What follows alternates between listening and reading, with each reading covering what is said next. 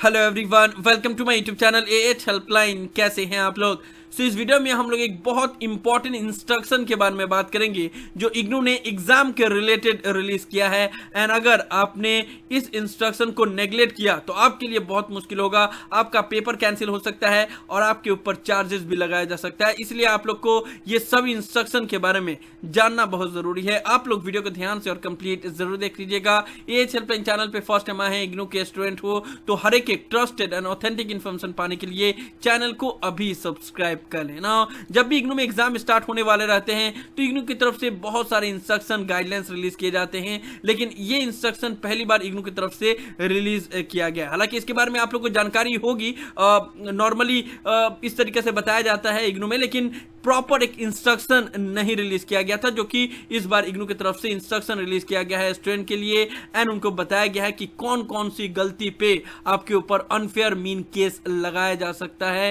And आप लोग को पता होगा कि अगर आपके ऊपर अनफेयर मीन केस लगता है तो आपका रिजल्ट कैंसिल कर दिया जाता है। एंड ये आप लोग रिजल्ट वाले सेक्शन में देखते होंगे। In case any student is found to be book under unfair means the result of the particular student will be cancel. यहाँ पे भी लिखा हुआ रहता है। साथ ही साथ ग्रेड कार्ड अगर आप लोग चेक करोगे तो वहां पे भी ये चीज लिखा हुआ रहेगा कि any case of unfair mean if found will make such result null and void. तो आप लोग को नॉर्मली तो मैंने बहुत सारे वीडियोस में बताया हुआ है, जो भी स्टूडेंट पहली बार एग्जाम देने जा रहे हैं उसमें भी, उस वाले वीडियो में भी मैंने बताया था कि आप लोग चीटिंग मत करना। लेकिन इग्नू में अनफेयर मीन केस किसको किसको बोला जाता है जिससे आपका रिजल्ट कैंसिल हो सकता है, उसको लेकर प्रॉपर बताया गया है। ठीक है, तो टोटल 17 पॉइंट है। मैं आप लोग को एक एक करके बता दे रहा हूं कि किस किस कंडीशन में आपके ऊपर अनफेयर मीन, यानी कि आपने अनफेयर तरीका से, गलत तरीका से एग्जाम दिया और आपका पेपर कैंसिल हो जाएगा, आपका रिजल्ट होल्ड पे रख दिया जाएगा, तो उसको बताया गया कि क्या क्या करोगे तो आपके ऊपर अनफेयर मीन केस लगेगा। सबसे पहला बोला गया है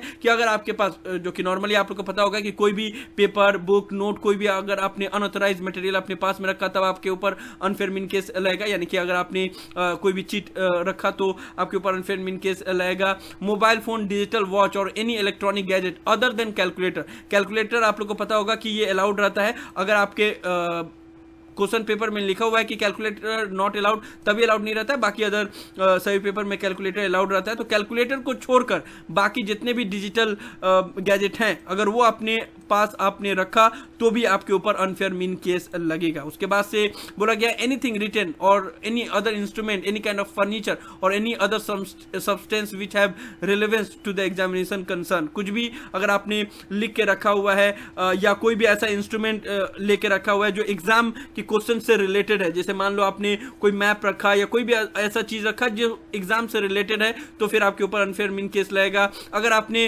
कुछ भी अपने बॉडी पे या अपने हाथ पे या कपड़े पे अगर लिखा हुआ है तो भी आपके ऊपर अनफेयर मीन केस लगेगा। या अगर आपने रुमाल अपने पास में रखा है, बहुत सारे स्टूडेंट रुमाल के अंदर चीट लेके रखते हैं, रुमाल पे लिख देते हैं, तो उस कंडीशन में भी आपके ऊपर अनफेयर मीन केस लगेगा।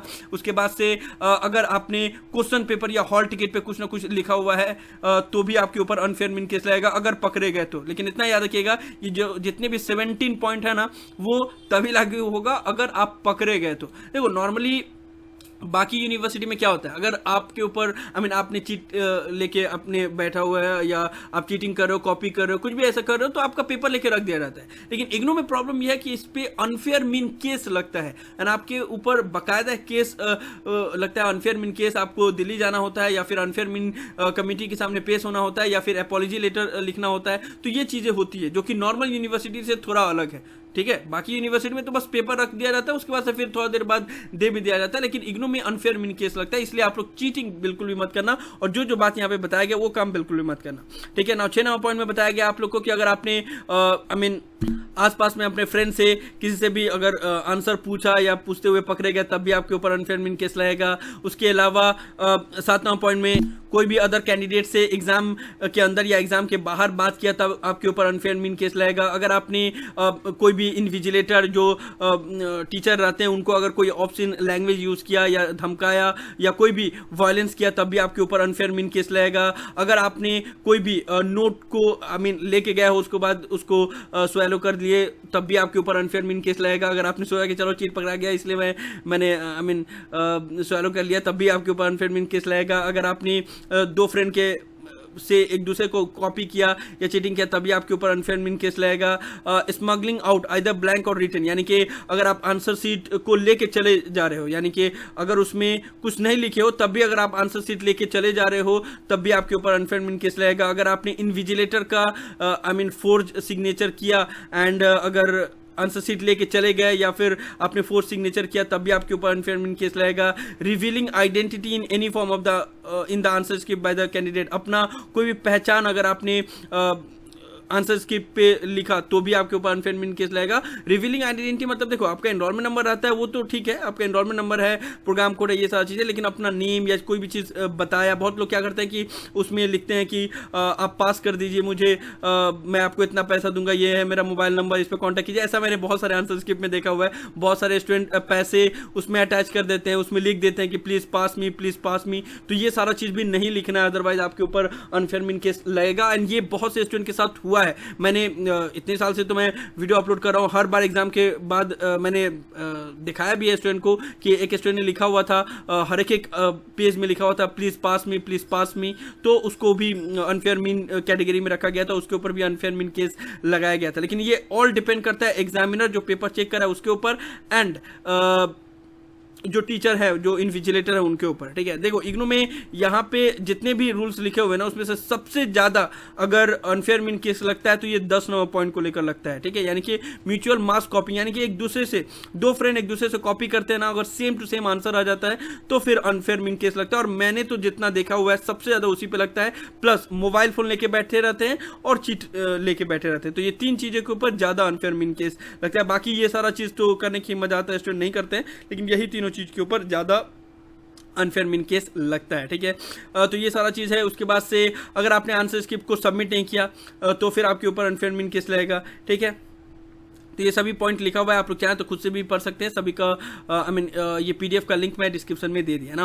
अब आपको दिमाग में आएगा कि चलो हमारे ऊपर अनफेयरमेंट केस तो लग गया, अनफेयरमेंट केस लग जाता है उसके बाद से क्या होता है। तो देखो अनफेयरमेंट केस अगर लगता है ना तो आपका रिजल्ट होल्ड पे रख दिया जाता है। पहली बात कि आपका रिजल्ट ही डिक्लेयर नहीं होगा, एंड रिजल्ट डिक्लेयर नहीं होगा उसके बाद से आएगा आपके पास एक अनफेयरमेंट केस का लेटर आप लोग की स्क्रीन के ऊपर नजर आ रहा होगा। इस तरीके से एक लेटर आता है, unfair means case term in exam December 2016, okay, ये उस वक्त का है।